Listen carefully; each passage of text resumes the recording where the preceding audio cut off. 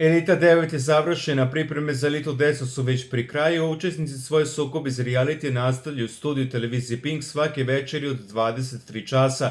Večeras nas očekuje još jedno uzbudljivo izdanje emisije Narod pita, voditeljka Maša ugostiće Anđela Rankovića i Milenu Kačavendu. Njihov odnos bio je potpuno drugačiji na samom početku Elite 9. Anđelo i Milena tada su imali prijateljski odnos, međutim situacija se ubrzo promenila kada je u javnost isplivala priča da je Anđelo još pre početka Elite 9 Mileni slao provokativne poruke i na različite načine pokušavao da je zavede.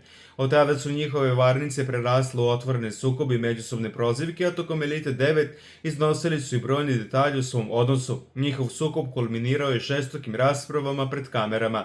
Sada se Anđela i Milena prvi put imaju priliku da uz pitanje Maše otvoreno govore o svemu što se dešavalo između njih, od početnog prijateljstva preko poruka i navodnog pokušaja zavođenja pa sve do sukoba koji je naknadno usledio.